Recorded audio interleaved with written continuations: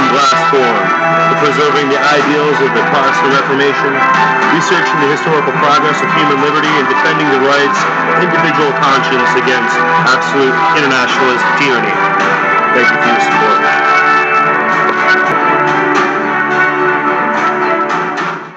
And so now you're back with the Looking Glass Forum, and we have an interesting subject matter today. It's a topic that really we've been building up to in the progression of all these different episodes, and it's a kind of a topic that I'm more comfortable discussing as we move forward. And it's something you should know more about. You should have more information about how the world works around you and the things that are going on.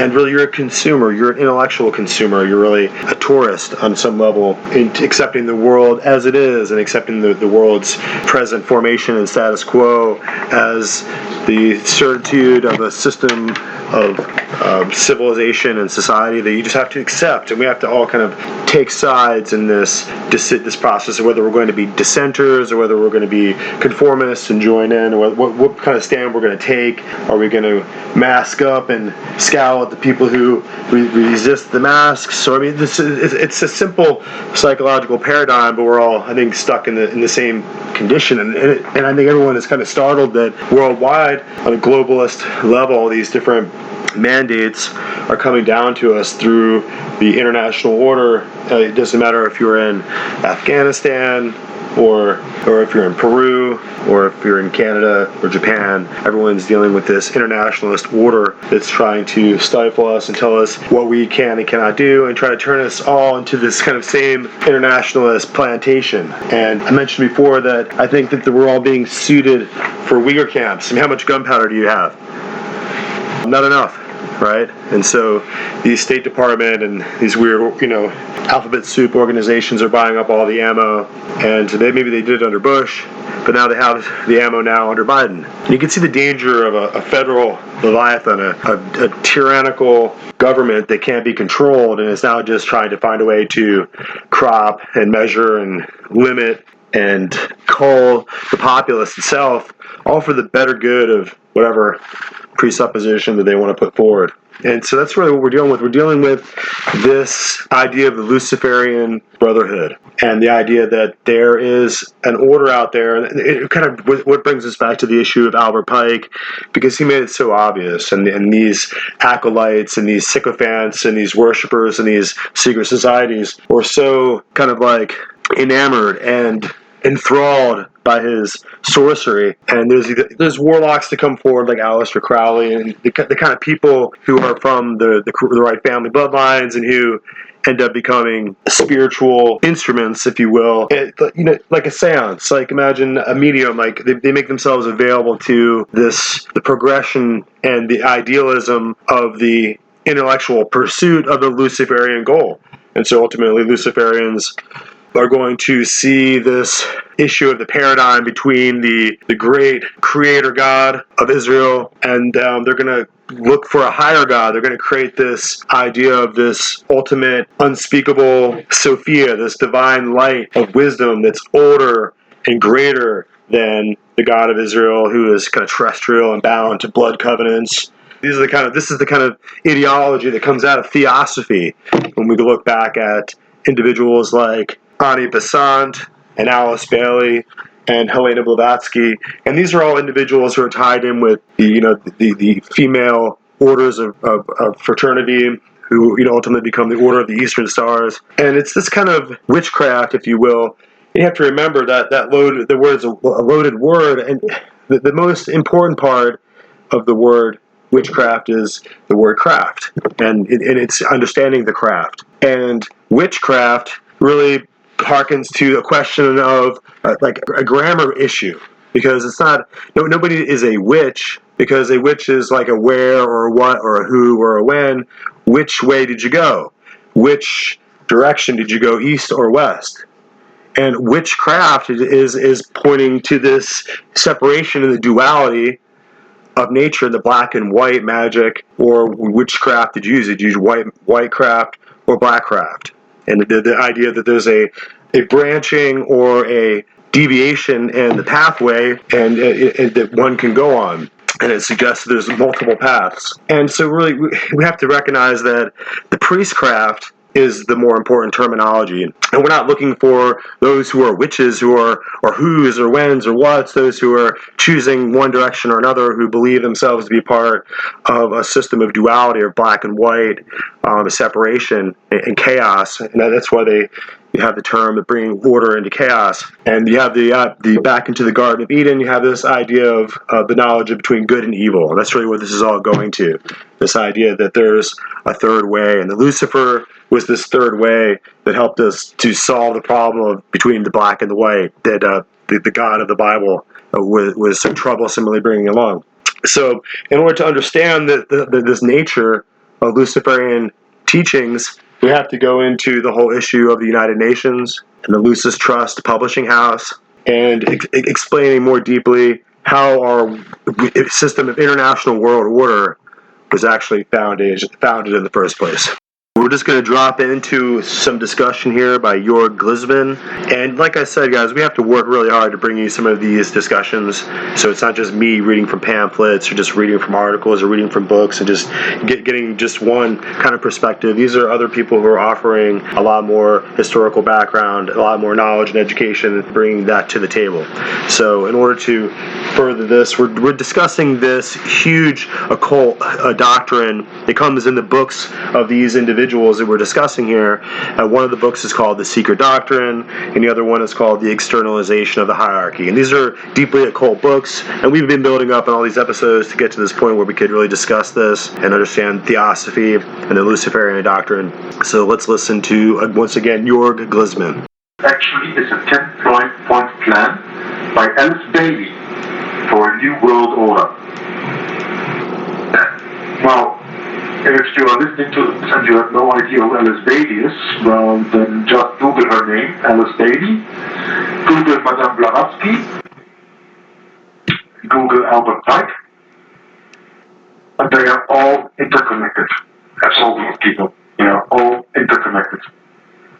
To the Theosophical movement and New Age movement, and then Madame Blavatsky was the mother of the Theosophical movement, as I pronounced that right? Absolutely. yeah. And then Bailey took a lot of her work over, and Madame Blavatsky wrote interesting books like Isis Revealed, something everybody interested in the occult should know. Not the whole book, because I think that was very hard to get, but at least does it exist. And watch videos about people who make this. So when you Google Isis Revealed, you will get a lot of information on them. Then you have any idea what all these people in the New Age movement is all about. And this absolutely does not take us away from where we are talking first about the Jesuits, because you have to understand they are all behind it. But this is something you will see at the end of this broadcast. They are breaking the traditional Judeo-Christian family concept. Right. So then we go on to point 3. Quote, remove restrictions on sex. Sex is the biggest joy, and Christianity robs people of this. People must be freed to enjoy it, sex, without restrictions. It is not just for married, it's for everyone. Use the media to influence mass opinion. Create mass opinion that is receptive to these values by using TV film, the press, etc. Note well, what Western believers call normal, in the African church would be pornography. End quote. Yeah. So the media is absolutely loaded with filth and promotes all of the above. I said that already a little bit earlier when I stated about magazines, TV series, any movie that you can watch at the cinema, whatever. It's all full of these abominations, Right. And of course, mass media is used for that, and therefore it is very interesting to know that mass media is concentrated, like in the United States of America. But as far as my knowledge goes, for the moment there are, I think, 5 people on the top of all the mass media. Right. You have Rupert Murdoch, who is a Knight of Malta. You have Ted Turner, who founded CNN, who is a Knight of Malta. So, even when they say Hollywood is run by the Jews, that is right when you look at the people that put out there, but behind them are papal knighthoods, whether it's Knight of Malta or it's the Knight of Columbus or whatever. Mm-hmm. Because America is strong with the Knights of Columbus, but they are not so far in Hollywood. I think it's the Knights of Malta, mostly for all. But they are actually behind this. And all these papal knighthoods are controlled by the Jesuits. Absolutely. Wow, we're almost an hour on air and haven't mentioned the Jesuits yet, so it's about time to come back to that point. But all these points here when reading this, and then now we still have 2 to go. But still, I want to remind you of something else. When you read these 10 commandments, and then you go back a little bit into time, and then you read something on the internet that is called the Protocols of the Learned Elders of Zion. Mm-hmm. I think you've probably heard of that. Right? Yeah. That is a document that is by many people rejected as being flawed. But by people who really study it, it's known that the Jesuits called Abbe Bruel wrote these. So Jörg Glisman is going through and doing a couple of quotes from some of these books: Isis Unveiled, The Secret Doctrine, and The Externalization of the Hierarchy. Are these incredibly fascinating occult books that are really describing. They go back to the 1920s and the 1930s when these books were written. And this whole entire doctrine was kind of espoused.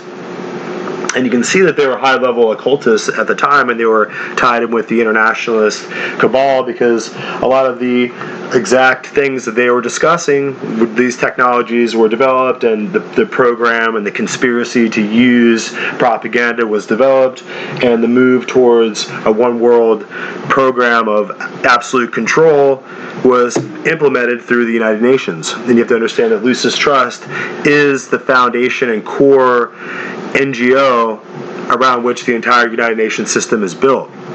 And so it was Lucifer Publishing Company, and they changed the name to Lucifer Trust.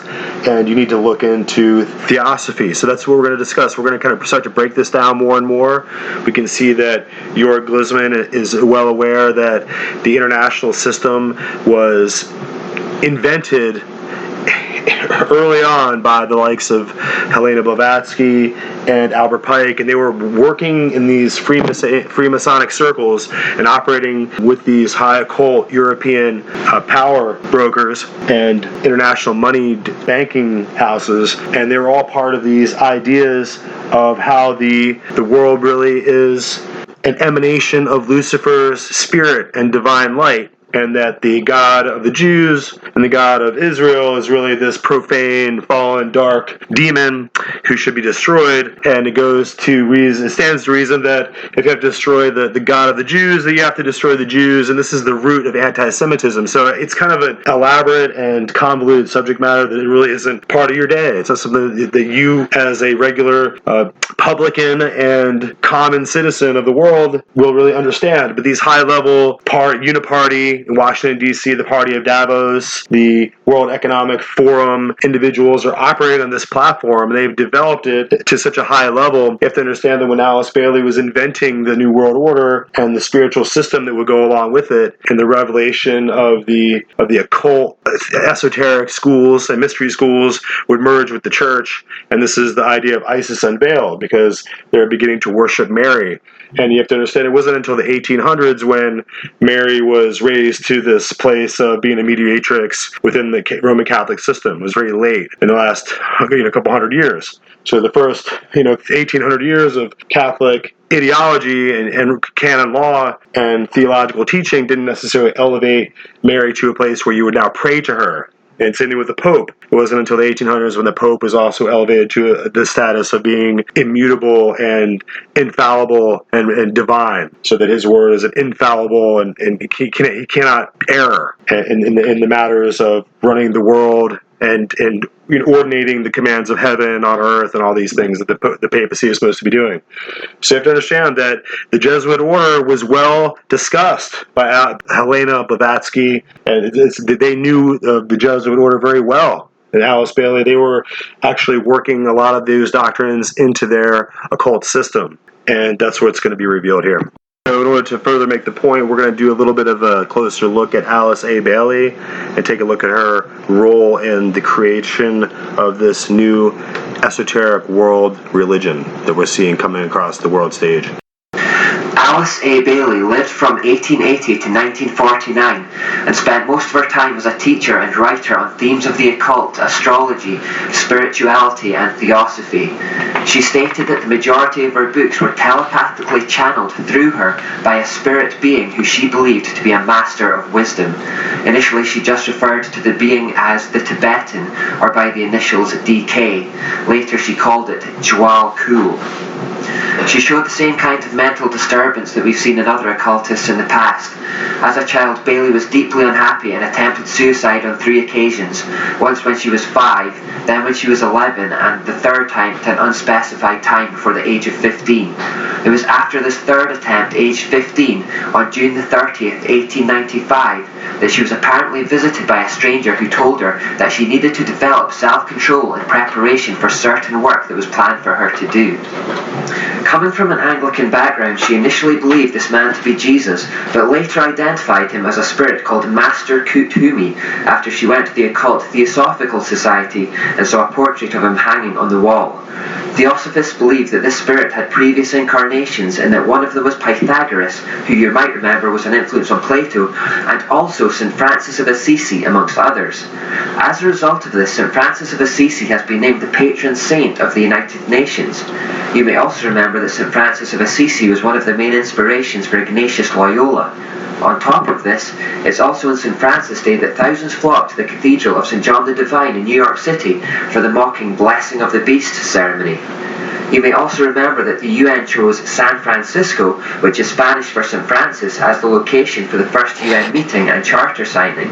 Plus, the town of San Francisco is known for being especially liberal and permissive.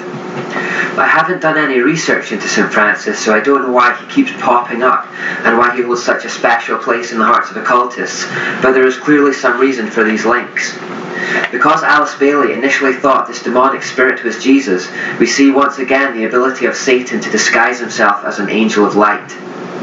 In earlier life, Bailey was married to an Episcopalian minister, but after it failed, she severed ties with her Christian heritage altogether and remarried a 32nd degree Freemason, Foster Bailey. Together, they founded the esoteric magazine The Beacon and started a company called the Lucifer Trust. This organization was created to manage the business of publishing her 25 demonically channeled books. They later changed its name to the Lucis Trust to hide its true meaning. This Lucis Trust is today another key NGO for the United Nations.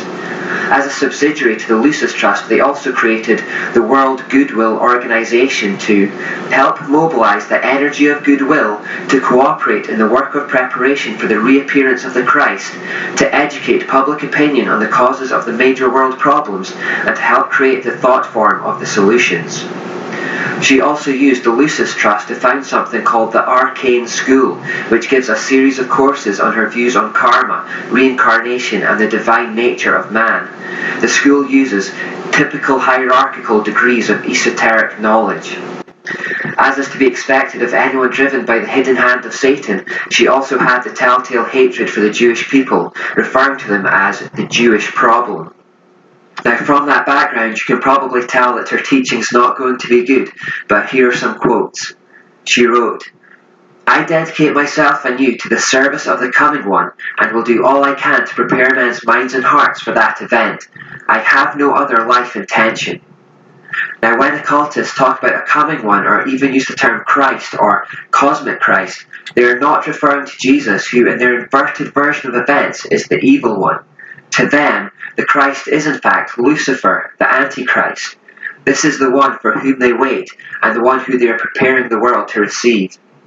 Indeed, she clarifies this when she writes, "The Tibetan has asked me to make clear that when he is speaking of the Christ, he is referring to his official name as head of the hierarchy. The Christ works for all men irrespective of their faith. He does not belong to the Christian world any more than to the Buddhist or Mohammedan or any other faith. There is no need for any man to join the Christian church in order to be affiliated with Christ. The requirements are to love your fellow men, lead a disciplined life, recognize the divinity in all faiths and all beings, and rule your daily life with love. So here we see her demonic spirit guide telling her to promote the idea that all faiths are equal and there is no single faith that is exclusively true.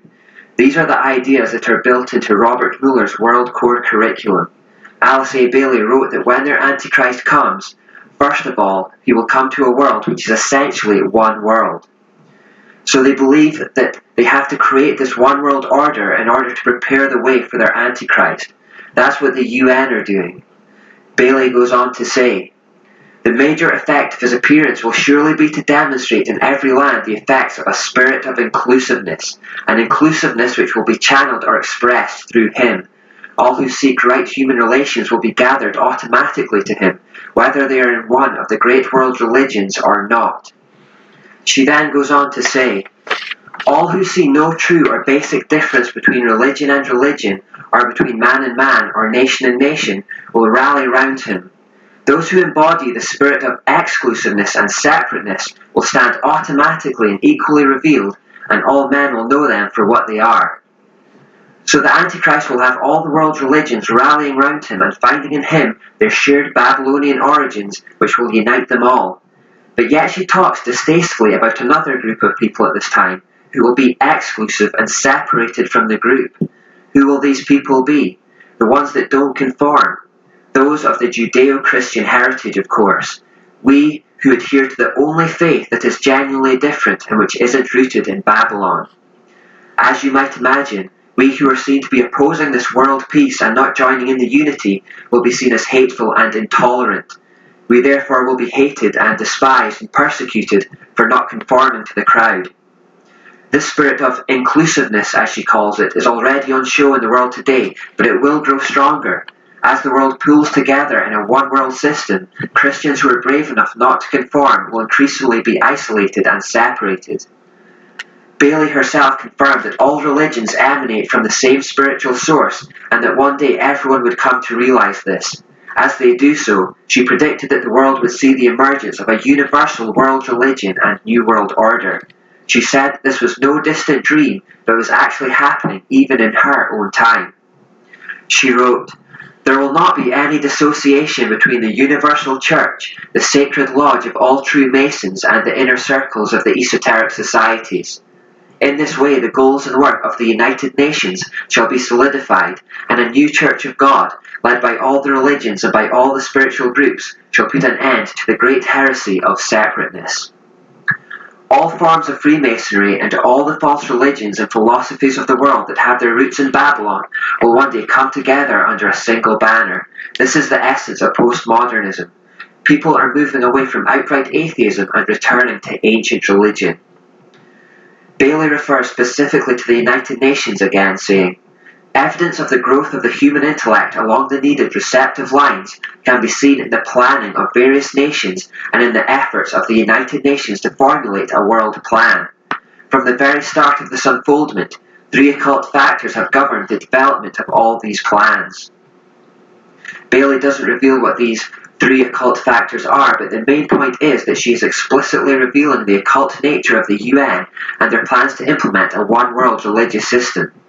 She again goes on to say, within the United Nations is the German seed of a great international and meditating, reflective group, a group of thinking and informed men and women in whose hands lie the destiny of humanity. This is largely under the control of many fourth-ray disciples, if you could but realize it, and their point of meditative focus is the intuitional or Buddhic plane, the plane upon which the hierarchical activity is today to be found. Again, I don't know too much about this astrological system of which she speaks, and I don't think we need to go too much into it, but it's interesting that this fourth-ray discipline has the name harmony through conflict, and is connected with the moon. So she's basically referring to the Hegelian principle and Ashura. And because we've always looked at the sun and moon in tandem, the sun in this astrological system of Bailey's apparently belongs to the second ray, which represents seeing beyond differences into unifying principles. Again, a feature of our time. Remember, Robert Muller said that the basis of his educational ideas came from Alice A. Bailey. These are the ideas that the UN gave him an award for, and these are the ideas that the UN wants to be filtered into every school around the world so that coming generations of children will grow up with this mindset. So I think the Fuel Project does a good job of breaking down some of the background details about Alice Bailey there. We're going to go a little bit more into it. We have another interesting little segment that we're going to add into this record here. So let's take a listen to some more of the Fuel Project as they break down the initiative for united religious programs through the United Nations. And in the parlance of secret societies, this is really the New Age agenda, and you have to remember that the Scottish Rite magazine used to be called New Age. That was the Freemasonic magazine, and it really refers to the approach of the Aquarian age. We're moving out of the age of Pisces into the age of Aquarius. So when we look through Stonehenge, if you will, when we look through on Easter morning, we can see that a new constellation is coming into the sky as the cosmic wheel, so to speak. It's the progression, the procession of the equinox. So it's the progression of our polar north position, depending on where you're at on the hemisphere there, on the northern hemisphere, and really obviously the progression is going to be relative to wherever you're at. But as we have a slow degradation within the orbit of the Earth over 70,000 years or so, you can see that the horizon is showing a spinning wheel of constellations coming into view.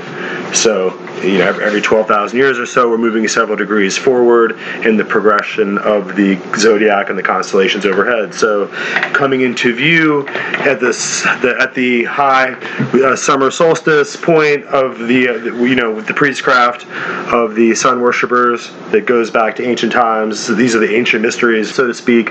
We're watching the age of Aquarius come into view. So in order to say some more about that, let's listen to the Fuel Project once again here. One of Alice A. Bailey's predecessors in the Theosophical Society, in fact one of the co-founders, was Helena Blavatsky, and amongst her books were Isis Unveiled and The Secret Doctrine. From that latter book she says, Lucifer represents life, thought, progress, civilization, liberty, independence. Lucifer is the Logos, the serpent, the savior. She later said, it is Satan who is the real God of our planet and the only God. She also said, the celestial virgin which thus becomes the mother of God and devils at one at the same time, for she is the ever-loving beneficent deity, but in antiquity and in reality, Lucifer or Luciferius is the name. Lucifer is the divine and terrestrial light, the Holy Ghost and Satan at one and the same time. In it she also confirms that the different names for the mystery gods and goddesses are the same being by different names, saying, now we have but to remember that Shiva and the Palestinian Baal or Moloch and Saturn are identical. Helena Blavatsky has many followers of her teaching. Some who are known to be fans of her books were Adolf Hitler, Aleister Crowley, Mahatma Gandhi, Elvis Presley, and William Butler Yeats. Her dying words were, keep the link unbroken, do not let my last incarnation be a failure. Her immediate successor was Annie Besant, and then following her came Alice A. Bailey, who in turn became the source of inspiration to Robert Mueller, who in turn became the spiritual figurehead in the United Nations.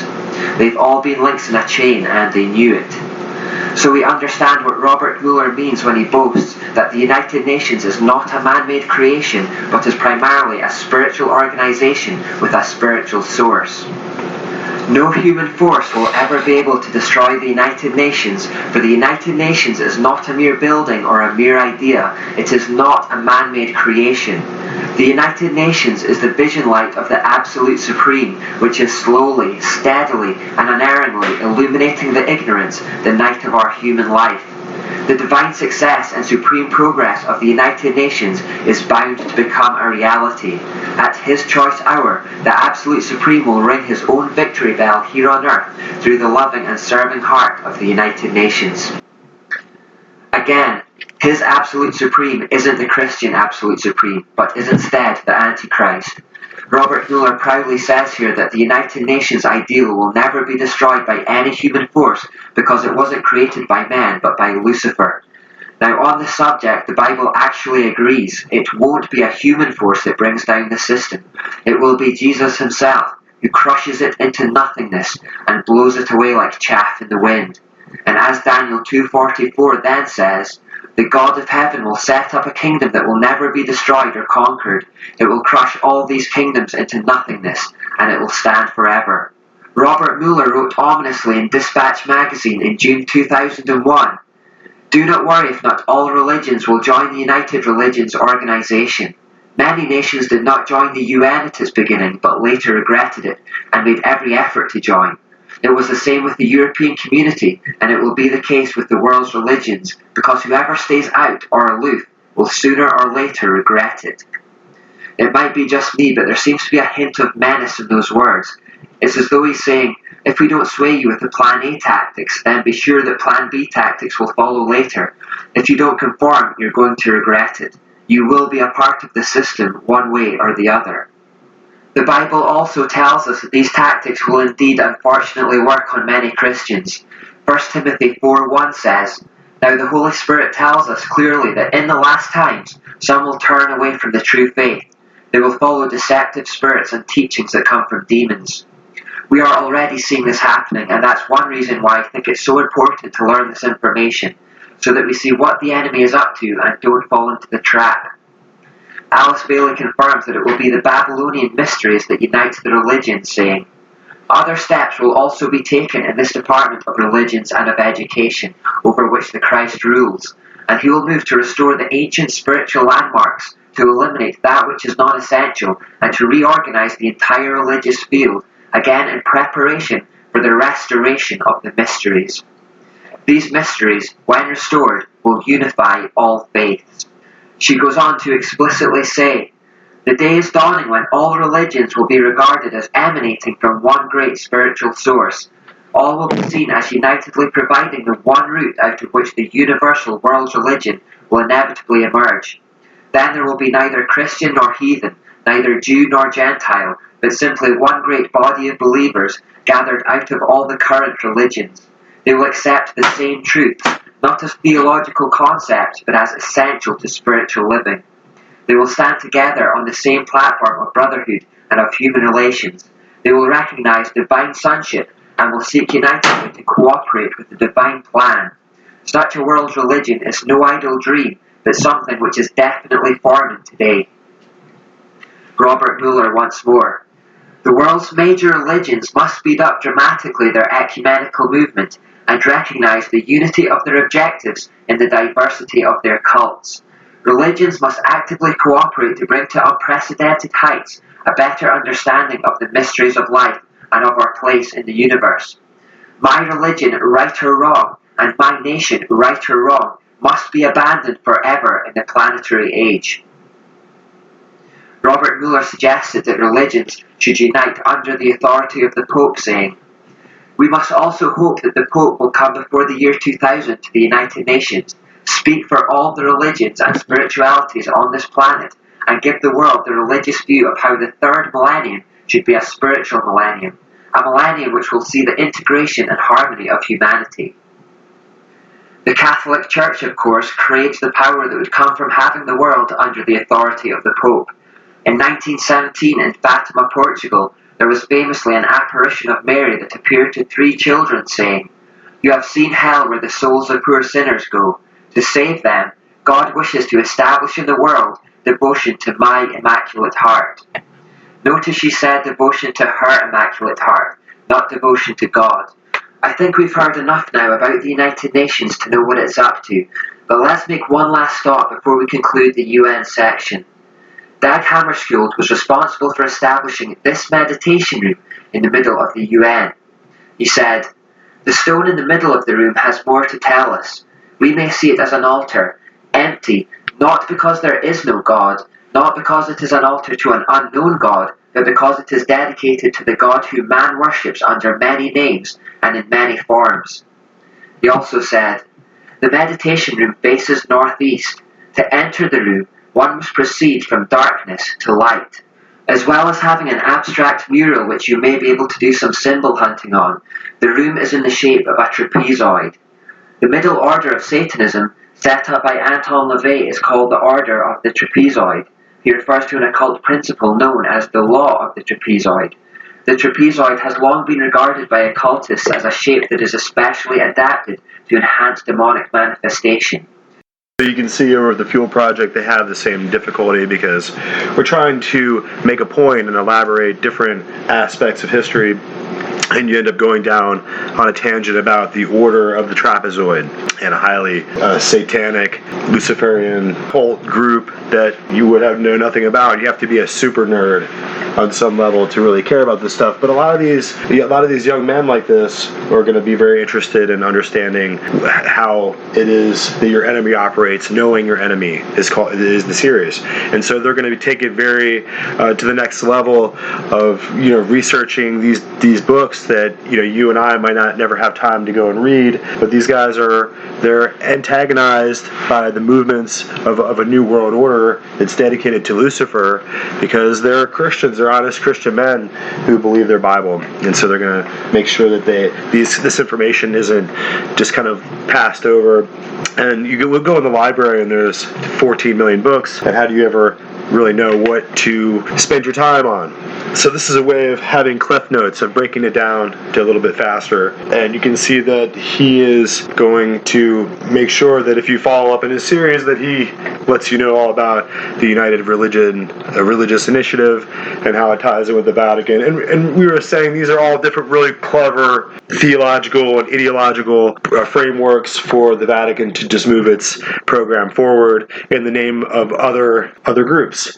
So they really hide their true program and their true initiatives in the guise of other groups that they're funding and really giving a platform historically and in publishing. And in these kind of international ideas, we're going back to the idea of Nimrod. So if you really follow these guys in their discussion to a deep level, they're trying to refound the limitless, borderless, one world system that Nimrod founded.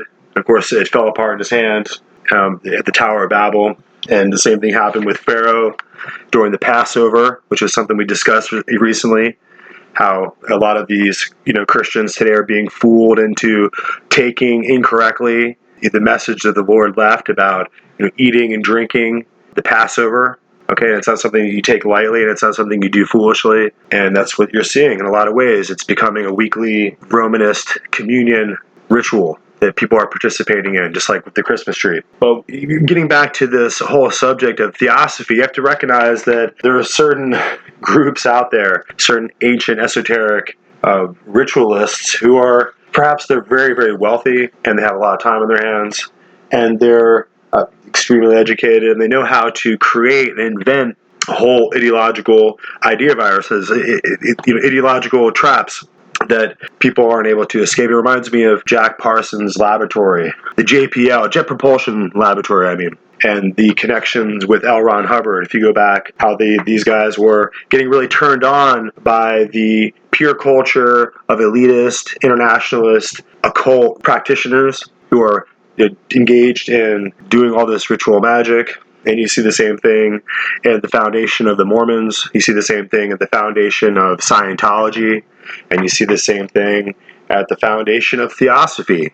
And these are really high-level black and white occult magic groups. And they're practicing ritual magic. And they're trying to commune and trying to have ways of being a medium for spiritual forces, and they're trying to bring about the next iteration of prophecy and spiritual enlightenment onto the earth. And that's how they get all these pronouncements and write all these books. And they seem to be trying to channel different spiritual kutume and different Luciferian masters of wisdom and these different kind of ideology. They have these different well-manicured spiritual hierarchies that they paint that are in the background. And so it's a very colorful and vivid occult esoteric reading club from the 1900s, and it's amazing how much power their visions have been given to in order to really start to shape the future. And that's where it comes in with the United Nations. You see in the background of Alice Bailey and Helena Blavatsky are the 32nd and the 33rd degree Freemason orders. They're partnered up with them, so you can see that these are really the female side of Freemasonry, the Order of the Eastern Stars, and the different mystery schools that they actually invented, like Theosophy like the OTO. That's how you'll tie in occult practitioners like Aleister Crowley, who's so famous for being a Satanist, to high-level Masonic orders like the Knights of Malta, and that's how the secret orders like OTO come into play. And you have to recognize that their process of creating these mystery schools is very elaborate, and the process is very arcane in the way they're using mind control, and you have to recognize that a lot of the secrets that Jack Parsons and L. Ron Hubbard acquired were things that they learned with the CIA and being organized and associated with the OTO Lodge and a lot of this high-level magical practice, and the idea that these were men who were creating jet propulsion science, but they also were practicing Luciferian magic, and they were expecting results. And everyone knows that Jack Parsons was killed, and that L. Ron Hubbard left with all the money and the boat and the women to start Scientology. And you can't put these orders of secret societies,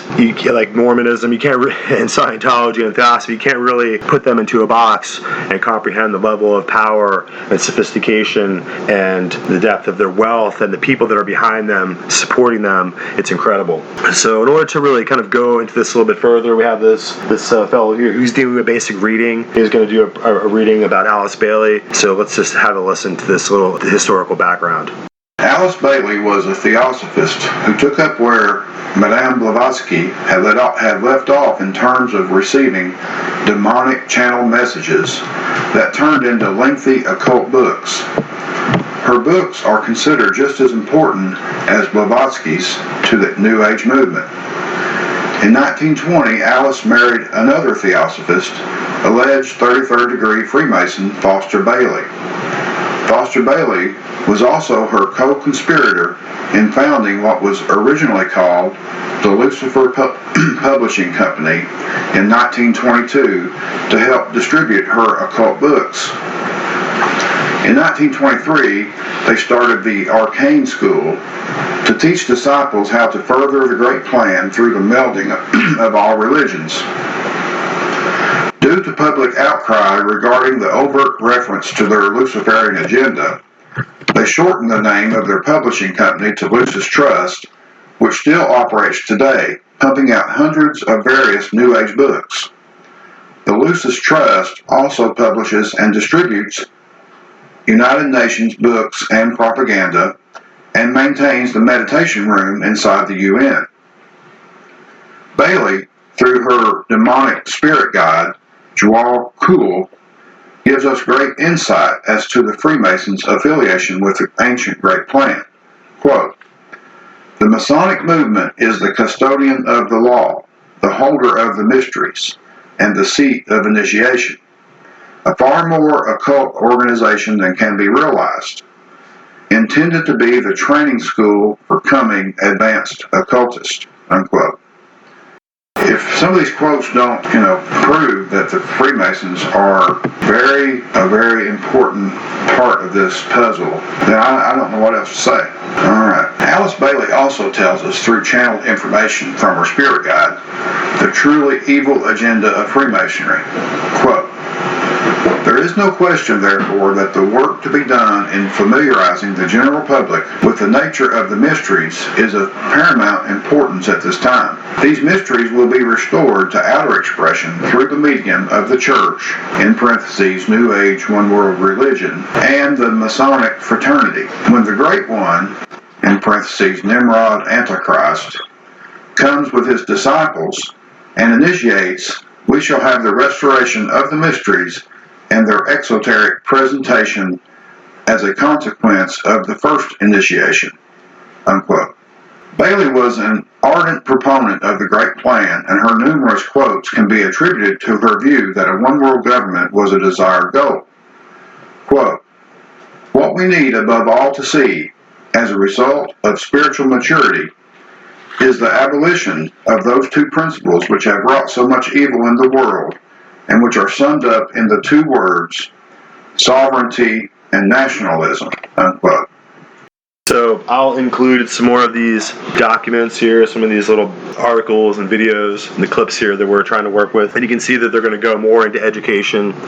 And you can see that as they spelled it out in the 30s, they're really getting the exact result now that they were going for. And they planned all along to have this incredible level of dissension and reprobate demoralization that's really staggering and making the country's future more perilous than ever. See that they raised the United Nations as a program for the destruction of the order of national sovereignty that exists in the world as you see it now. I want to throw the whole subject over to Bill Cooper, so we're going back years. Remember that during the whole 9/11 fiasco, Bill Cooper was shot and killed, so that's how you can expect them to break down the program of those who are going to question authority and to dissent against the abrogation of our civil liberties and our constitutional rights in the name of some kind of new world international government agenda. So let's listen to Bill Cooper. He just has a fascinating way of being prescient and resonating the message throughout time. For anyone to find if you'll just get off your butts and go to the library and start digging and looking and searching and reading and quit listening to what you're told, including what you're told on this show. Remember, my admonition is not to ever believe anything you hear from the mouth of anyone or that you read from the book written by anyone or from Dan Rather in the 6 o'clock news or the President of the United States, or Chuck Carter, Tom Valentine, Rush Limbaugh, the man who's sitting on half of his brain, or indeed from even your own mother. For folks, the deception in this world right now that's being promulgated in order to bring about a one-world totalitarian socialist government is so deep that you better be standing on a stump or you might drown. Alice Bailey, folks, one of the key members of the New Age religion, wrote this.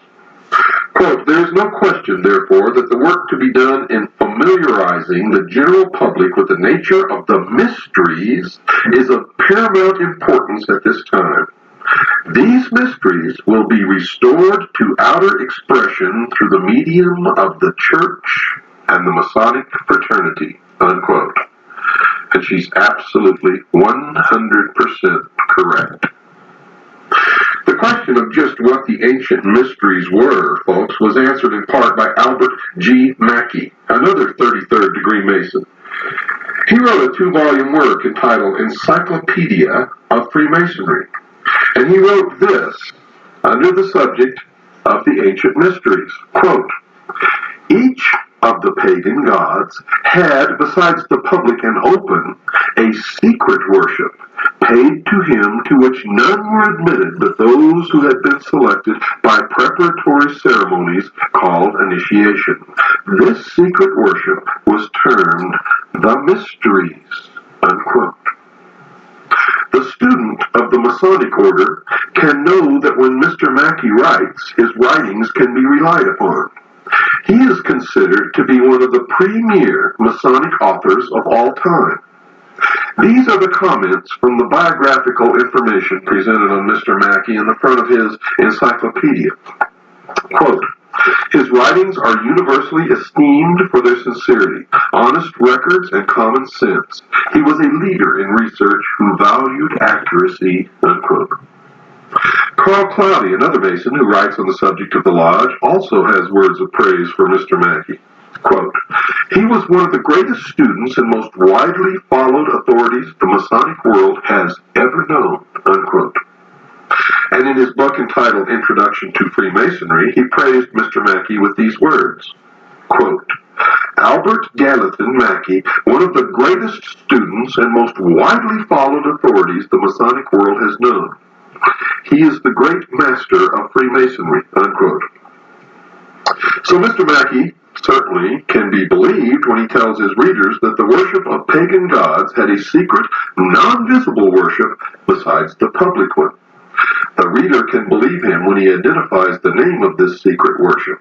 He told his readers, quote, "This secret worship was termed the mysteries," unquote. Another who has written about the subject of the ancient mysteries was Manly P. Hall, another 33rd degree Mason whom I have quoted extensively before in this series. He has written in his book entitled, What the Ancient Wisdom Expects of Its Disciples. Quote, in the remote past, the gods walked with men, and they chose from among the sons of men the wisest and the truest. With these specially ordained and illumined sons, they left the keys of their great wisdom, which was the knowledge of good and evil.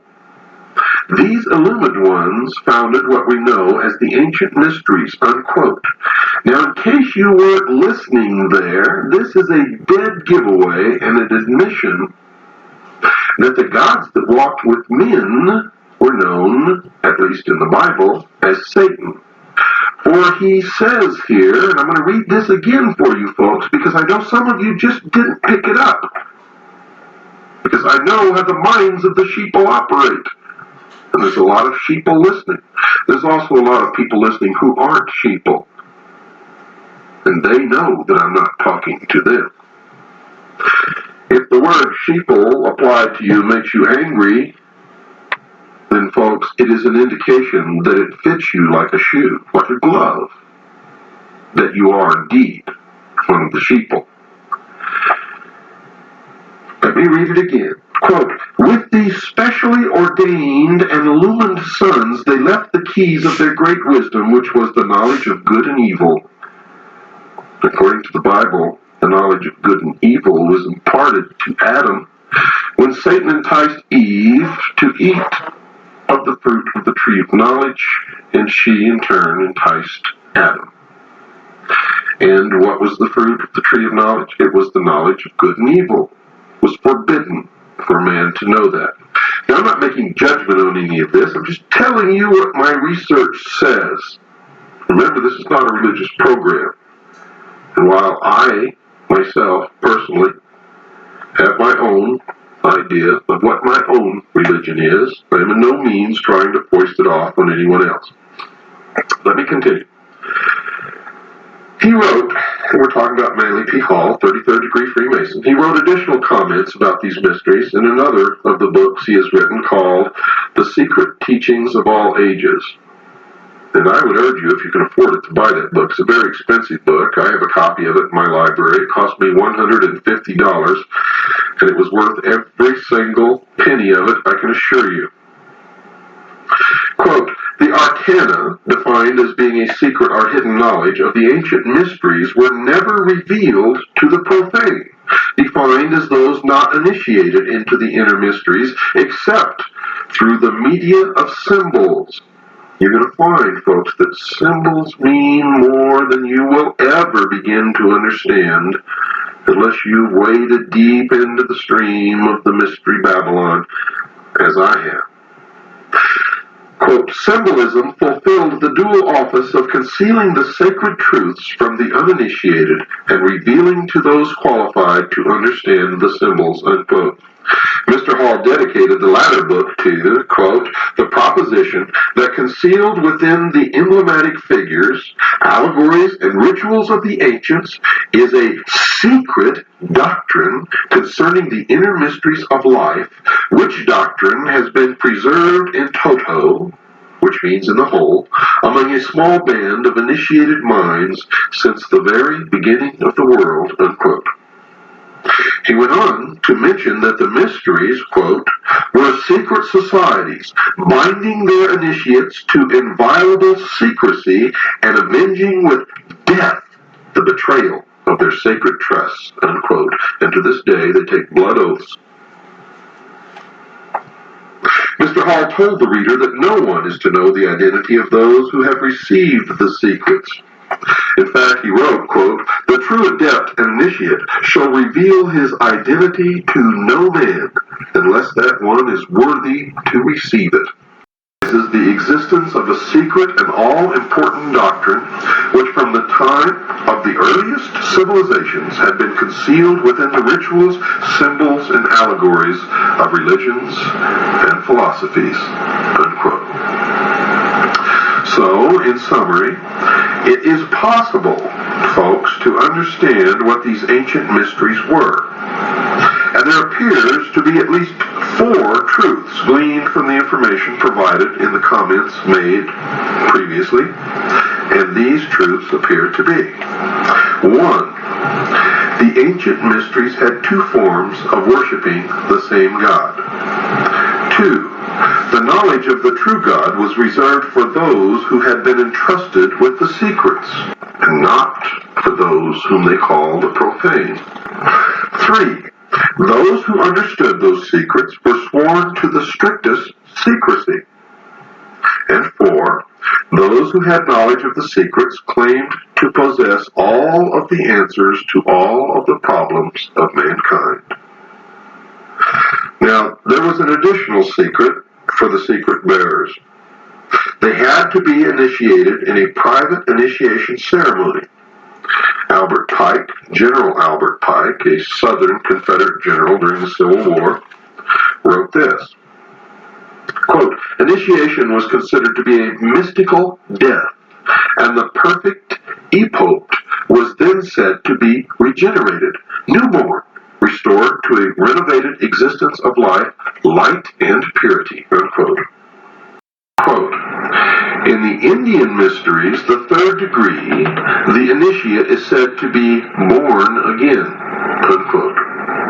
The ceremony in the ancient mysteries has been described by the Masonic writer Manly P. Hall. Quote, "In the ancient system of initiation, the truth seeker must pass through a second birth, and those who attained this exalted state were known thereafter as, quote, the twice born, unquote. This new birth must be personally earned through a complete regeneration of character and conduct," unquote. This new birth ceremony involves a symbolic death, according to the Mason Kenneth Mackenzie, and he wrote this, quote, "In the ancient mysteries, the aspirant could not participate in the highest secrets until he had been placed in the coffin. In this, he was symbolically said to die, and his resurrection was to the light," unquote. Do you remember I told you about the initiation that George Bush underwent in the crypt, also known as the tomb, the skull and bones, the Brotherhood of Death at Yale University? This is what they're talking about. During a press conference, a reporter asked George Bush if he was a Christian, and he replied thusly, quote, "If you're asking if I have been born again, the answer is yes," unquote. And indeed, he had. Modern-day Masons participate in an almost similar ceremony to the one described by these Masonic writers. In the 3rd degree, called the Master Mason degree, inside the Blue Lodge, the candidate is actually knocked off of his feet by several of the Masons in attendance. He is wrapped up in a blanket and moved to the western end of the temple. There, after further ceremony, he is raised up by a grip called the Master's Grip, or the grip of the lion's paw. Those who learned the mysteries also learned that they had a secret project, one that was described by Albert Pike in his book entitled Morals and Dogma. Mr. Pike wrote this, quote, "Behold our object, the end, the result of the great speculations of antiquity, the ultimate annihilation of evil and restoration of man to his first estate by a Redeemer, a Messiah, a Christos, the incarnate Word, reason or power of deity," unquote. I urge you all, if you can find a copy of Morals and Dogma by Albert Pike, to purchase it, take it home, and read it. Mr. Hall told his readers that those who had been initiated into the mysteries were the secret power behind the governments of the past. He wrote this about these ancient initiates in his book entitled What the Ancient Wisdom Expects of Its Disciples. Quote, "They are the invisible powers behind the thrones of earth, and men are but marionettes dancing while the invisible ones pull the strings. We see the dancer, but the mastermind that does the work remains concealed by the cloak of silence," unquote. Remember, I told you folks that if you don't open your mind, and if you don't quit believing dogma, if you don't quit believing what people tell you, if you don't stop believing what Dan Rather tells you on the 6 o'clock news, or your local minister down at your church, or your mother, or the President of the United States, and if you don't start digging to find the truth yourself, you, the sheeple, are the marionettes, dancing while the invisible ones pull the strings. And until you change that pattern of your life, you will always be the puppet on the end of someone else's string. Greatest secret of the secret societies. Another, writing of Manly P. Hall, was this, quote, "Much of the ritualism of Freemasonry is based upon the trials to which candidates were subjected by the ancient hierophants. Hierophant is defined as the high priest of the mysteries. Before the keys of wisdom were enthroned to them," unquote. The ancient mysteries had a beginning. According to Mr. Mackey, he wrote about where they started. Quote, "The first of which are those of Isis and Osiris in Egypt.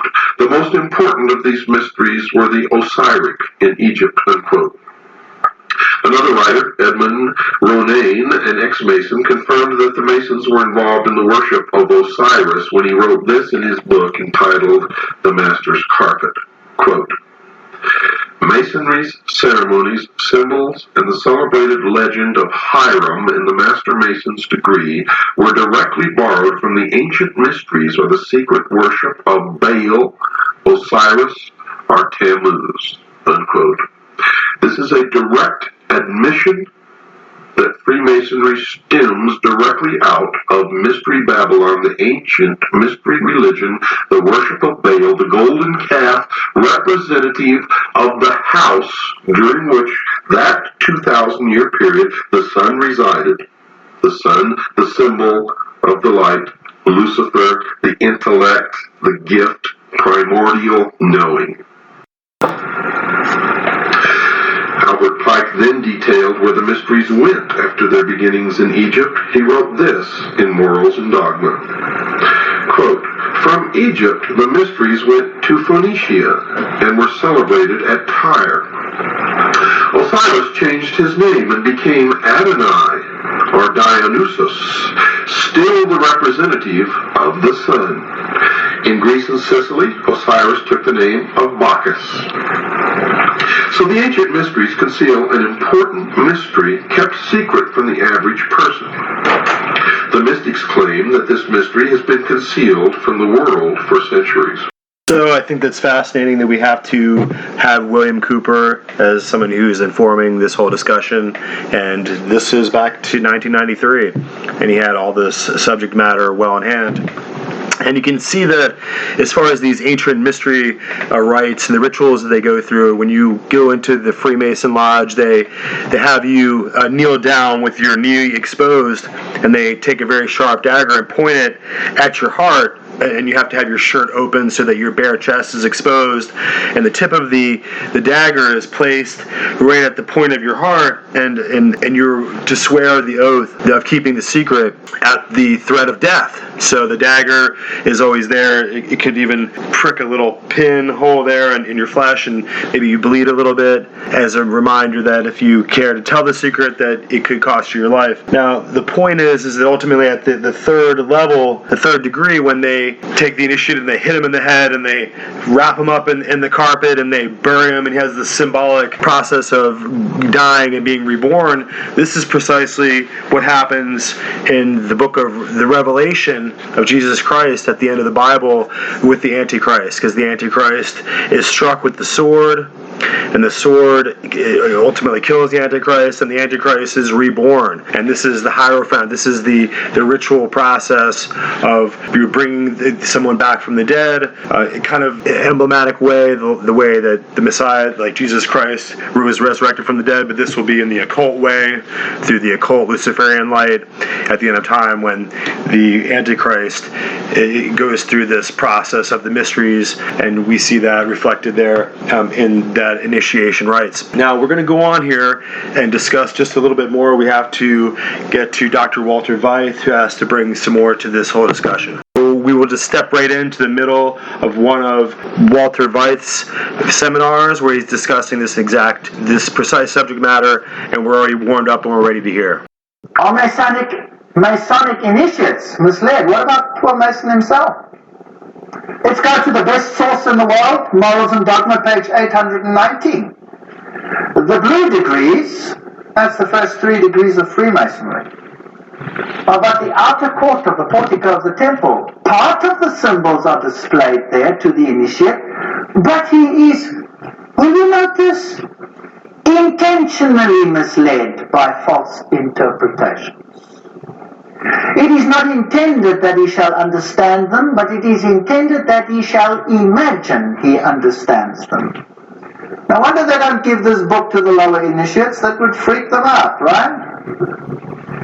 Their true explication is reserved for the adepts, the princes of Masonry. The whole body of the royal and sacerdotal art was hidden so carefully centuries since in the high degrees. There you have it. Only the high degrees know what is going on. This is the horse's mouth. Nobody can argue with that. I've had many Masons be very angry with me, but in the end I've had to admit this is the real McCoy. This is it. I know many Masons have become good Christians as a consequence of these lectures. So they are important. There are many people that belong to the Masonic fraternity. Many people. Masonry, like all the religions, all the mysteries, hermeticism and alchemy, conceals its secrets from all except the adepts and sages or the elect, and uses false explanations and misrepresentations of its symbols to mislead those who deserve only to be misled. Basically stupid. It's just using you to conceal the truth, which it calls light from them, and to draw them away from it. Truth is not for those who are unworthy or unable to receive it or would pervert it. So Masonry jealously conceals its secrets and intentionally leads conceited interpreters astray. Morals and Dogma, page 104, 105. There you have it. Straight from the horse's mouth. All that there is behind it. Do you remember that at the Tower of Babel, God separated the nations? Now, if you look at the headquarters of the United Nations in New York, this is really quite a fascinating building. It is large, and the name United Nations was coined by United States President Franklin D. Roosevelt. The forerunner of the United Nations was the League of Nations, and this was an organization in similar circumstances during the First World War and established in 1919 under the Treaty of Versailles to promote the international cooperation and to achieve peace and security. This comes straight from the UN webpage, so nothing strange about that. It's just plain history. Some more from that. In 1945, representatives of 50 countries met in San Francisco at the United Nations Conference on International Organizations, and they drew up the United Nations Charter. And those delegates deliberated on the basis of proposals worked out by representatives of China, Soviet Union, United Kingdom, United States at Dumbarton Oaks, United States in October 1944. It was signed on 26 June 1945. 50 countries. Poland was not represented and became one of the original 51 member states. So it officially came into existence on the 24th of October 1945, when the Charter was ratified by China, France, Soviet Union, United Kingdom, United States, and by a majority of the other signatories. And every 24th of October they celebrate this founding of the United Nations. Now let's have a look at this Charter of the United Nations. This is a very interesting piece of history. Well, Arthur Balfour, do you remember that name? We've used it before. Who was a member of Hort's Apostles? Remember Hort? This was the professor that helped to produce the Greek text that changed the emphasis of the Bible and removed many of the aspects of Jesus Christ's power and sovereignty from the Word of God. And the apostles were the secret society that functioned and at that time, and Hort was a member, as well as Arthur Balfour. Hort called this group a Senior Apostles Club, as well as president of the Psychic Research Society, Society for Psychic Research, soon became Prime Minister of England, Arthur Balfour, and instrumental in the First League of Nations. So this Prime Minister was also, of course, active in the writing of the original Charter of the League of Nations, much of which formed the basis for the United Nations. He not only headed the Society for Psychic Research, holding seances at his home, but he initiated a group called the Synthetic Society, whose goal was to create a one-world religion. That's a very interesting point of history. And he invited a certain Frederick Mayers of the Society of Psychic Research to join, and together they created the preamble of all religions, and it includes the dogma, departed spirits can communicate. Obviously, if you belong to such a society, then that is part of the situation.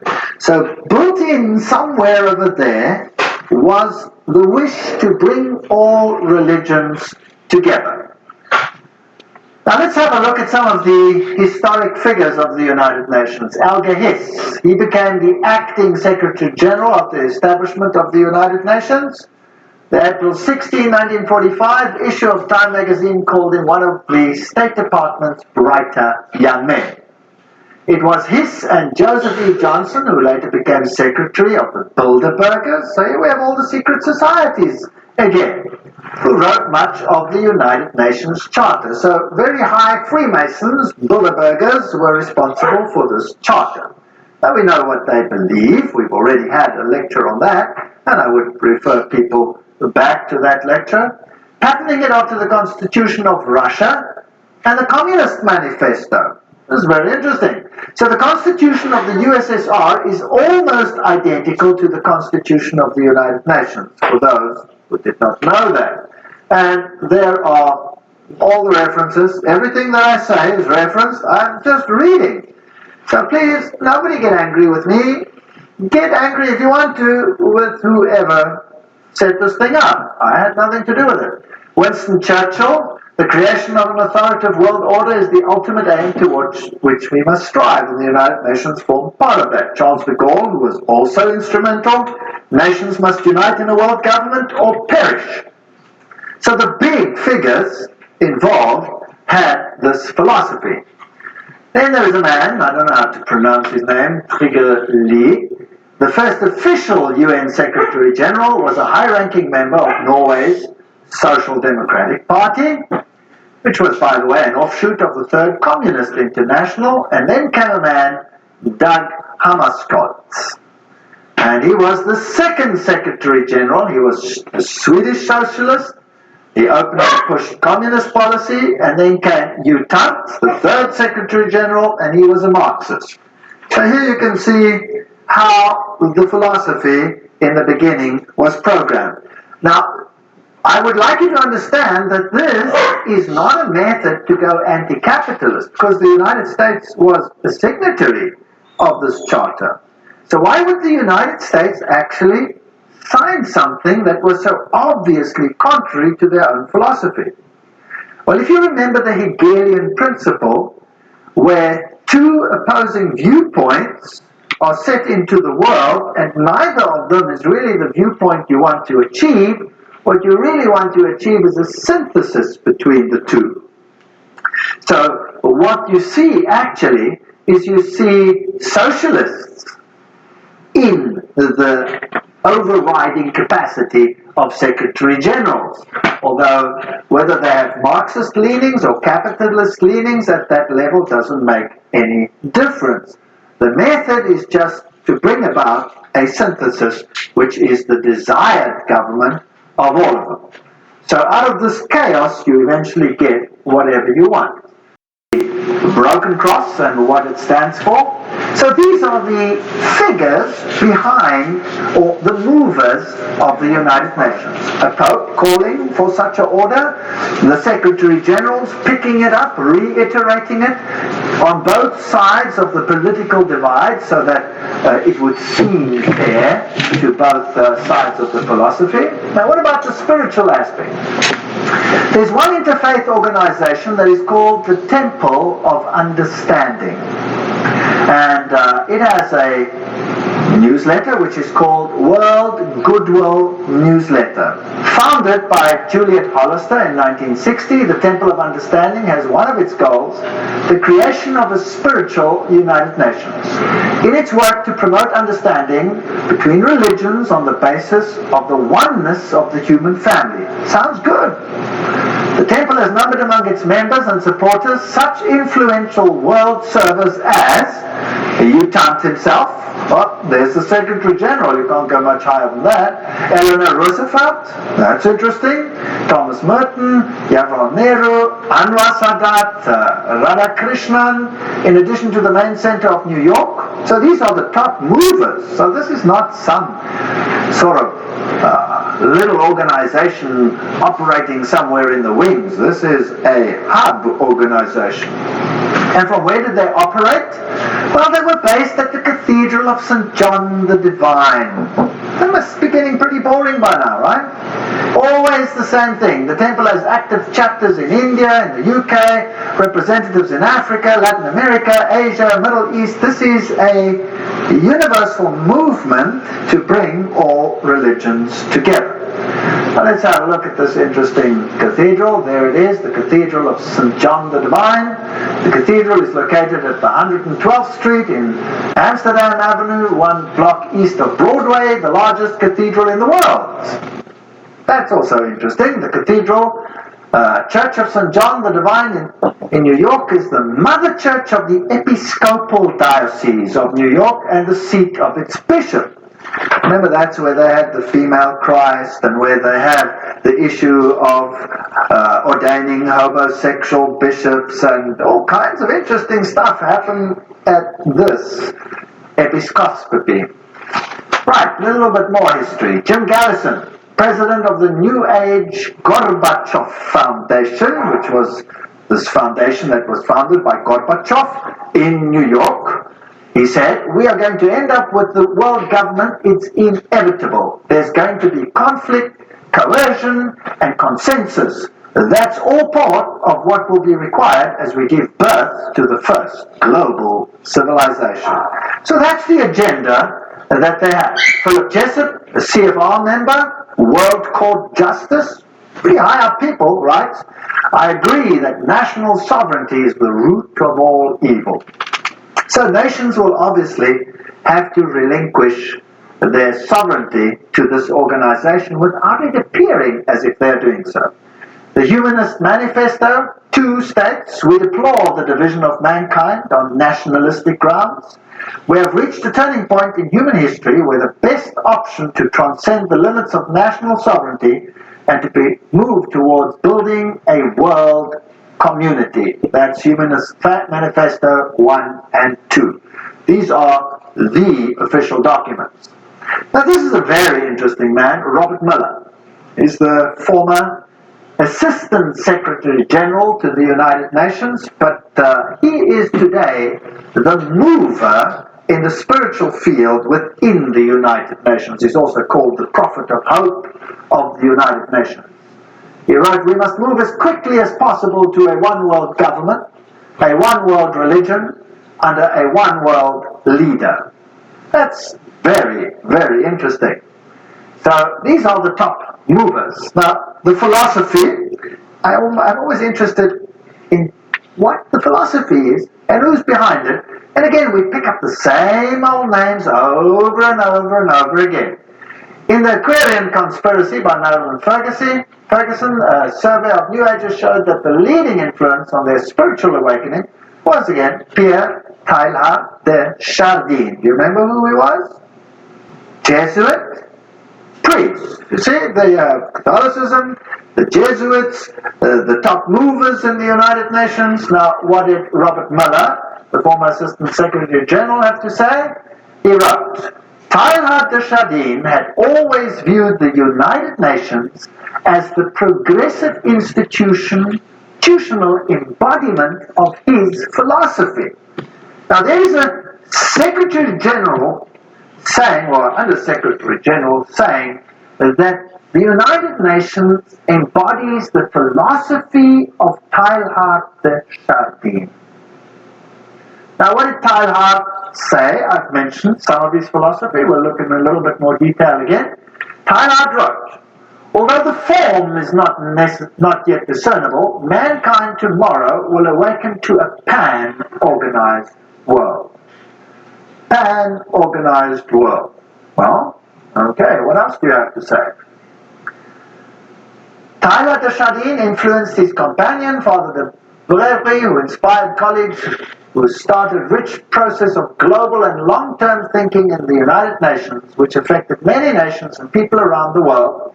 Robert Muller says, I have myself been deeply influenced by Teilhard. So, the Under-Secretary General of the United Nations, who is today entrusted with the spiritual aspects of the United Nations, plus its education program, says he's influenced by Teilhard de Chardin.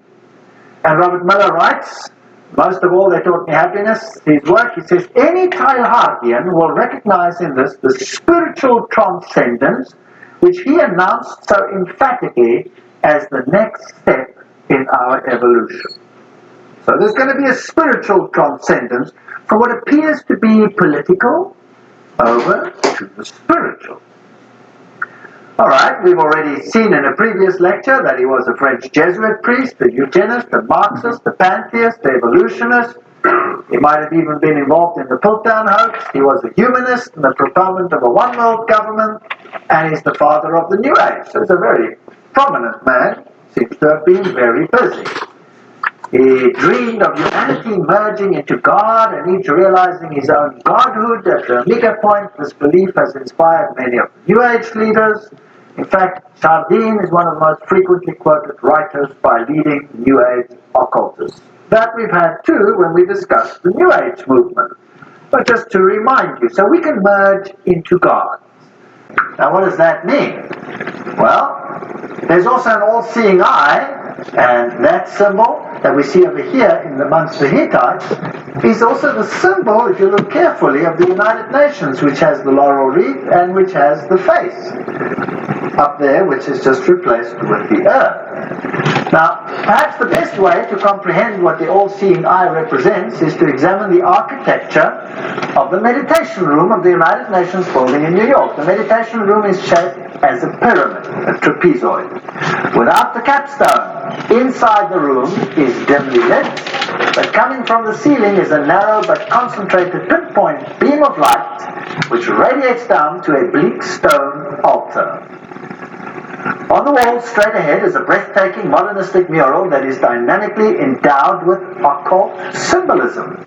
Containing 27 triangles and various configurations, a mixture of black and white and colored background and a snake-like vertical line. At the center is the all-seeing eye, which grips the millions of annual UN visitors with its stark, beckoning image of suspicion and omnipresence. This is the quote from Sex Mars. And some more quotes. The meditation room faces northeast. To enter the room, one must proceed from darkness into light. Indeed, the middle order of the Satanic Brotherhood is called the Order of the Trapezoid. That's very interesting. And Anton LaVey, who is the founder of the Church of Satan, refers to an occult principle known as the law of the trapezoid. So we seem to have a very occult room here, which is dedicated to a god that can be served under any name. The one that I know has one name. One name. One could tell several moving stories, writes Robert Muller, the spiritual godfather, if you like, of the United Nations and the former Under-Secretary General. One could tell several moving stories of the spiritual transformation of the United Nations as caused to the point that this little speck on earth is becoming holy ground. For example, the rational intellectual economist Dag Hammarskjöld found God at the United Nations and inspiration for his work as a world servant in the mystics of the Middle Ages. Oh, so he didn't find it from the Bible, he found it where? From the mystics. Towards the end of his markings overflow with spirituality and mysticism. There you are, the words of the United Nations themselves, or their representatives, telling us how this inspiration came about. Now let's go back a little bit to Foster and Alice Bailey. These were Alice A. Bailey, the one who received dictated messages from Dwal Kul, and who is known as the prophetess of the New Age. They started a group called World Goodwill, an official non-governmental organization within the United Nations. The stated aim of this group is to cooperate in the world of preparation for the reappearance of the Christ.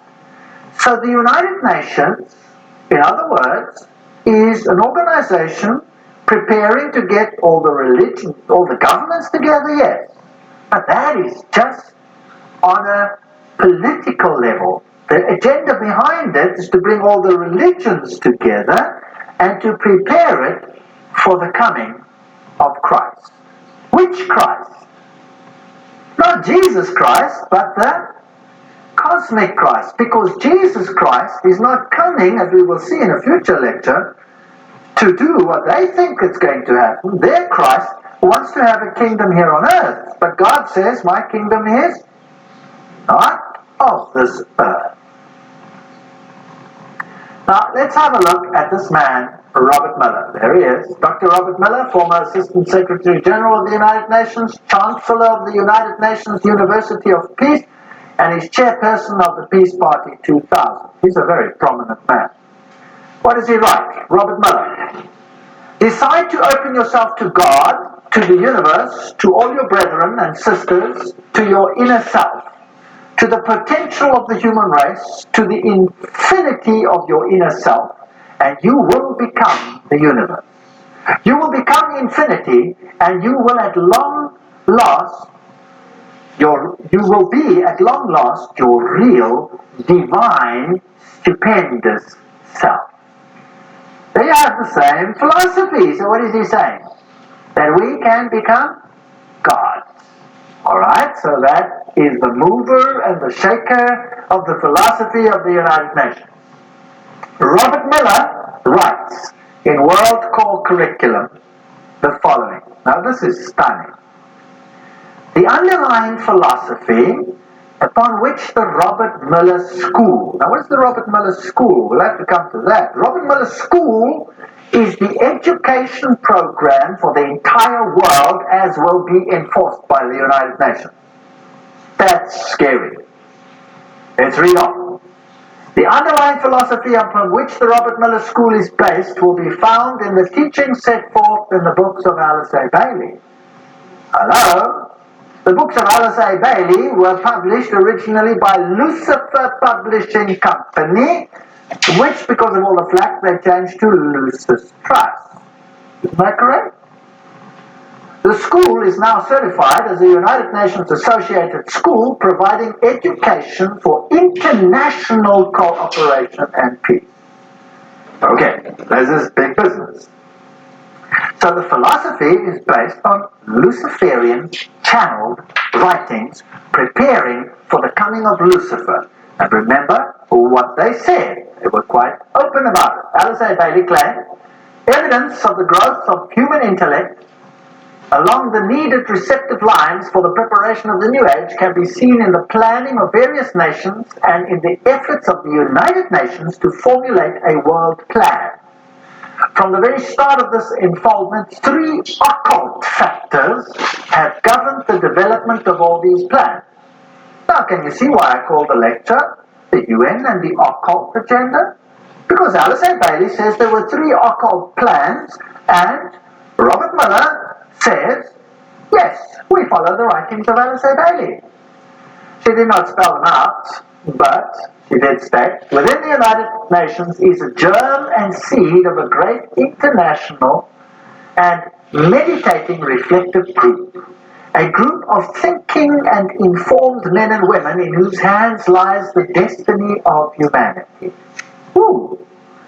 This is largely under the control of many fourth-ray disciples, if you could but realize it, and their point of meditative focus is the intuitional or Buddhic plane, the plane upon which all hierarchical activity is today to be found.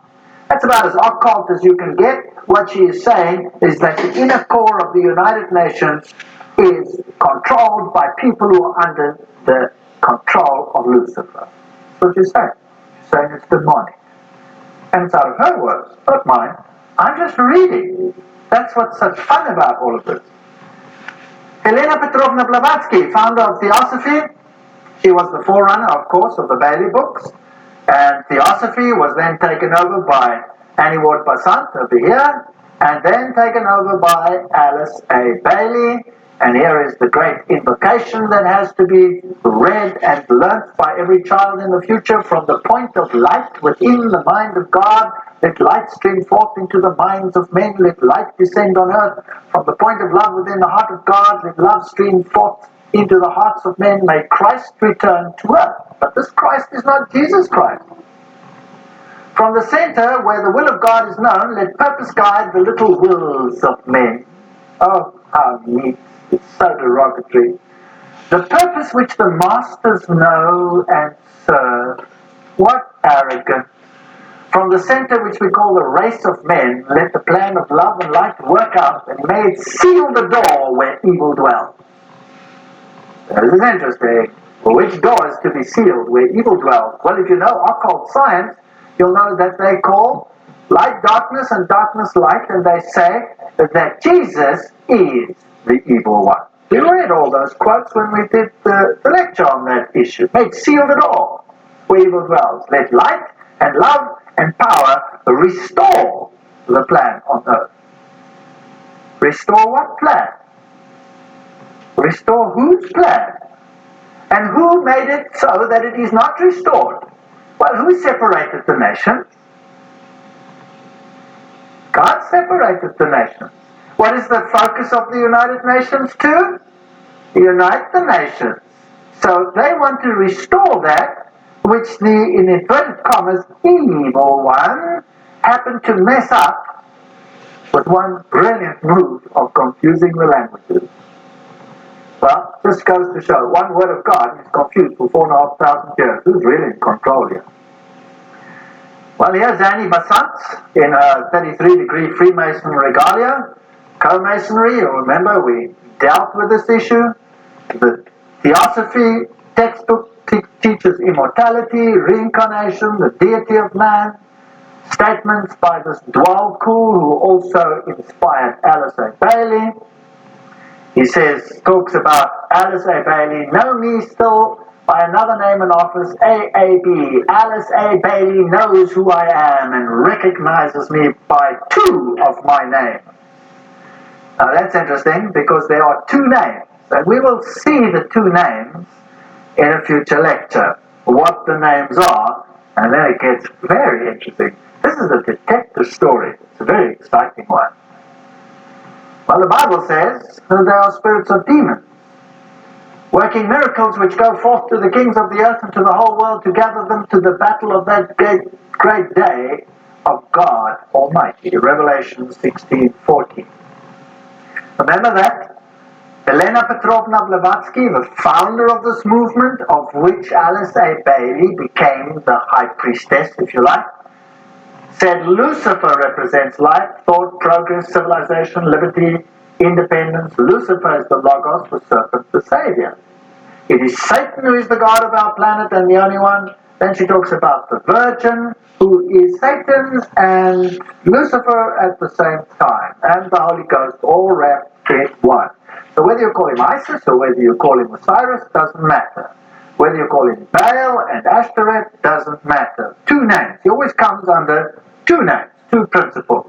Alice A. Bailey, she succeeded Besant as leader of Theosophy. Her husband was a 32-degree Freemason and also, of course, part of Co-Mason. World leaders are saying these things. And the United Nations, with its symbolism of this ancient laurel wreath around a globe, is nothing other than the emulation of an old pagan ideal which Lucifer once more wants to realize in the world that we live in today. As we have seen, the symbol of the United Nations is very similar to the old Hittite symbol, where you had in the center the face of the sun god, and now you just have a web, if you like, a spider's web, which is the symbol of Lucifer, and the encompassing earth. And of course, the laurel wreath was a symbol of all the ancient deities. So we find all for one, all together now, we are the world was the 50th celebration of the United Nations. The New Age agenda was to merge God and nature. That's what Tyler de Chardin, the father of the philosophy of the UN, said. We must become pantheistic, eradicate male-female distinction, world peace, nuclear disarmament, one world government, one world religion.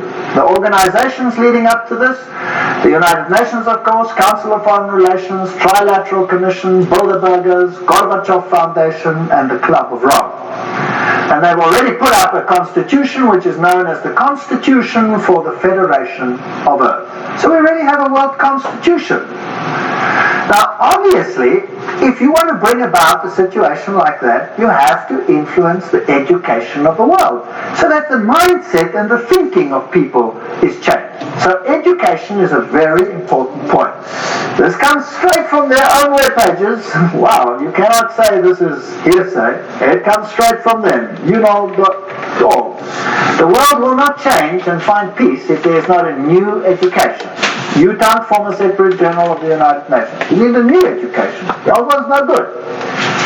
The former director of the World Health Organization, Dr. Brock Chisholm, of course that's also a United Nations organization, says, to achieve world government, it is necessary to remove from the minds of men their individualism. That's kind of scary, don't you think? Loyalty to family traditions. Oh, that's even worse. National patriotism and religion's dogma.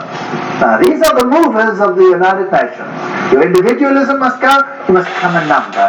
Just doing what the state says. This is Marxism. The state is supreme and you are nothing but the catechumen, the goyim, are nothing.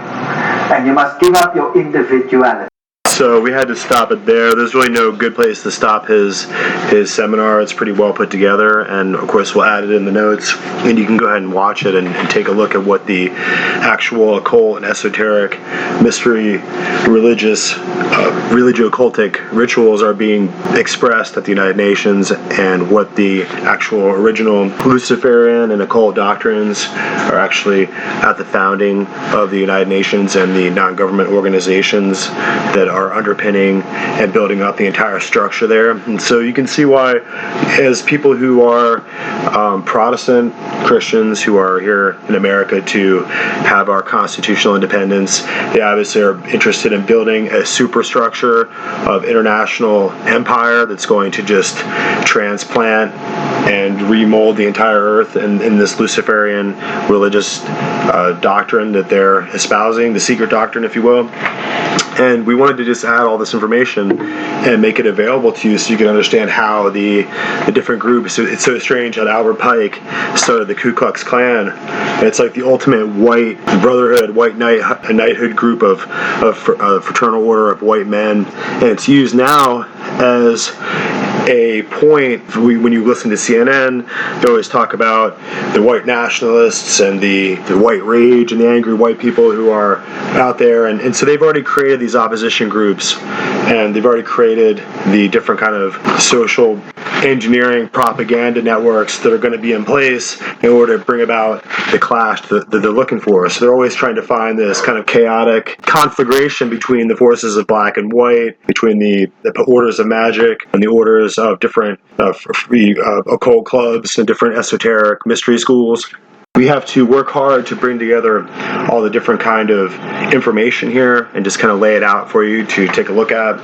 And this is the kind of subject matter that's really boring and dry and doesn't seem to really have any interest. I mean, can you imagine going to one of these Theosophy reading clubs about the world servers of the fourth ray, magical powers of the in the sacred circle? I mean, just you can see that it's they're almost like magical hippies, but they have a lot of power within the international world order, and their ideas are resonating within the inner working and the actual esoteric belief system that's taken place within the United Nations, and their world goodwill programs. They seem really interesting and nice, and they're created to be for the public out there not to really kind of grasp what their whole point is. So you're kind of being dumbed down as soon as you deal with the United Nations. They're just kind of shining you on and giving you some nice rhetoric about planetary cosmic consciousness. But in the end, they're really just trying to destroy America.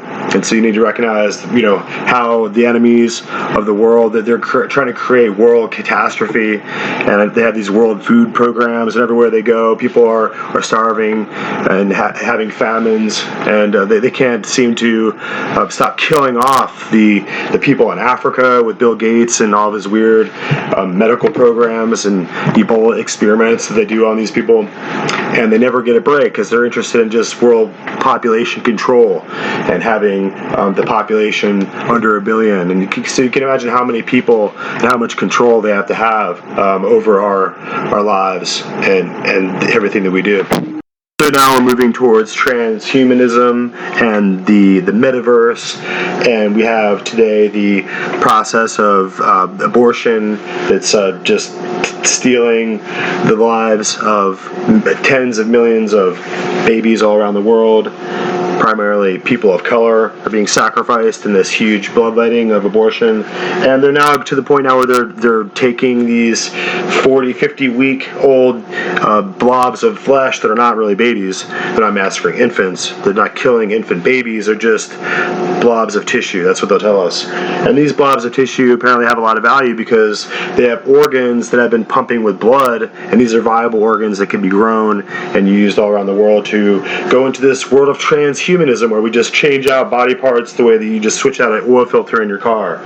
And so this is the age of the metaverse, according to Facebook founder Mark Zuckerberg, whoever that rich guy is. These guys are preparing themselves to try to live forever with this idea that they can just become part of the cyberized future world like the Borg. So in order just to wrap this up, let's listen to Chuck Missler. He's got a really interesting breakdown. Author John Dewey. John Dewey's an interesting guy. When David Breese published a book, The 7 Men Who Rule the World from Their Graves, John Dewey, of course, is listed among them. And much of our predicament today can be laid at his feet, as I think history will show, ultimately. C.F. Foster is one of the co-signers in 1930. Education sets a most powerful ally of humanism, and every American public school a school of humanism. What can theistic Sunday schools, meeting for an hour once a week, teaching only a fraction of the children, do to stem the tide of a 5-day program of humanistic teaching? Interesting insight. 1933, The Shape of Things to Come, H.G. Wells publishes again, predicts a Second World War around 1940, originating from the German-Polish dispute. That's kind of interesting, 1933. After 1945, there would be an increasing lack of public safety in criminally infected areas. The plan for a modern world state would succeed on its third attempt, about 1980, can come out of something that occurred in Basra, Iraq. Kind of interesting perspective for a guy back in the early 30s. Now, the book also says, although the world government has been plainly coming for years, although it has been endlessly feared and murmured against, it found no opposition prepared anywhere. That's his prediction. Now, something else that most people are not aware of is the occultic link to all of this. In 1934, one Alice A. Bailey of the Theosophical Society published The Externalization of the Hierarchy. She's an occultist whose work, she says, are channeled from a spirit guide, the Tibetan master or demon spirit, Jawal Kul. Bailey used the phrase points of light in connection with a new group of world servers and claims that 1934 marks the beginning of organizing of men and women, a group work of a new order with progress defined by service, the world of the brotherhood, the forces of light, articles out of the spoliation of all existing culture and civilization, the new world order must be built. This book was published by the Lucifer Trust. That was it changed its name now to the Lucis Trust because it's a little more palatable. The Lucis Trust, the United Nations non-governmental organization, has been a major player at recent UN summits. Later, the Assistant Secretary General of the UN, Robert Muir, would credit the creation of his World Core educational curriculum to the underlying teachings of Jawal Kul via Alice Bailey's writing on the subject. Did you realize that our educational philosophies, which derive from Robert Muller's work at the UN, were channeled by a demon spirit? That's kind of is interesting.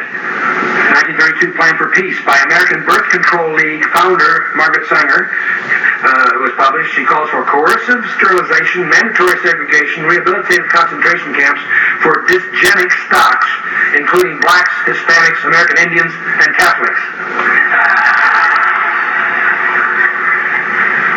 We may laugh, I understand, and at the same time realize what's being perpetrated. Interesting. October 28, 1939, in an address by John Foster Dulles, who later became the United States Secretary of State, he proposed that America lead the transition to a new order of less independent, semi-sovereign states bound together by a leaguer federal union. And of course, in 1939, H.G. Wells is at it again with the New World Order book. It proposes a collectivist one-world state or New World Order comprised of socialist democracies. He advocates universal conscription for service, declares that nationalist individualism is the world's disease.